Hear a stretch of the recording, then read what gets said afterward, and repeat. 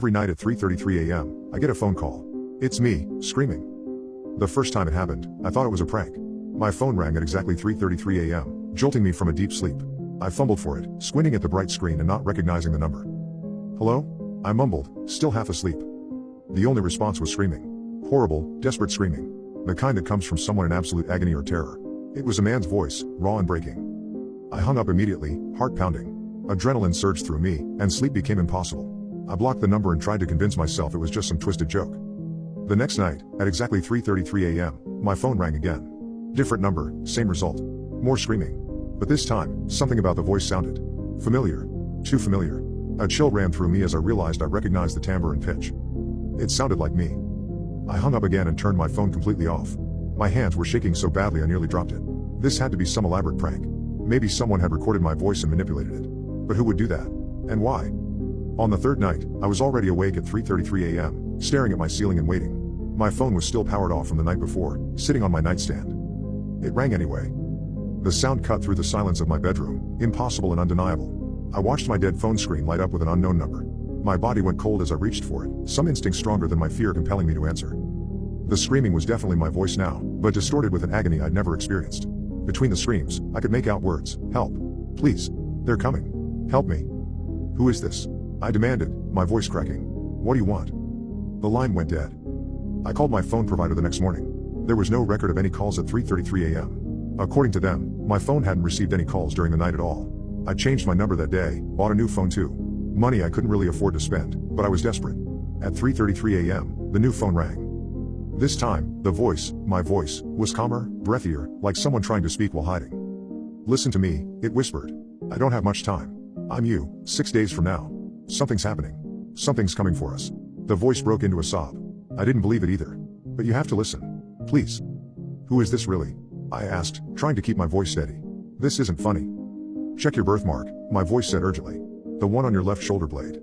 The one shaped like a crescent moon. When we were 8, we told everyone at school it was a scar from fighting off a wolf. Remember?" My blood turned to ice. Nobody knew about that stupid childhood lie. It wasn't something I'd ever shared with anyone as an adult. I made it up one day in elementary school, trying to sound interesting. "How do you?" "There's no time," the voice interrupted. "They found a way through. The tier is getting wider. You'll start seeing them tomorrow, in reflections first. Don't acknowledge them. Don't let them know you can see them." "See who? What are you talking about?" "Just listen.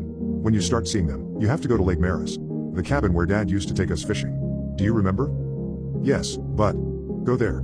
There's a box buried under the big pine tree, 20 paces from the front door. Inside is what you need." A piercing sound cut through the call, something between static and a scream. My voice, the other me, gasped.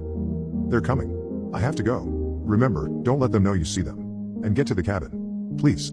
You're the only one who can stop this now." "Stop what? Who's coming?" I was nearly shouting. "They look like people, but they're not." "There," the voice cut off with a choked sound. Then came the screaming again, more desperate than before. Wet, gurgling screams that suggested terrible things were happening to the source. The call ended. I didn't sleep the rest of that night. Or the next. I told myself it was an elaborate hoax, that someone had researched me thoroughly, found old school records maybe. There had to be a logical explanation. But the next day, I saw it. A flicker in my bathroom mirror as I brushed my teeth. A face behind my reflection, almost human but wrong in subtle, nauseating ways. Eyes too wide, smile too broad. It watched me for a split second before disappearing. I dropped my toothbrush and stumbled backward, heart racing. Throughout the day, I caught more glimpses. In store windows. Car mirrors. The black screen of my phone before it lit up. Always watching. Always smiling those two wide smiles. No one else seemed to notice them. When I tried to point one out to a coworker, she looked at me with concern and suggested I might need more sleep.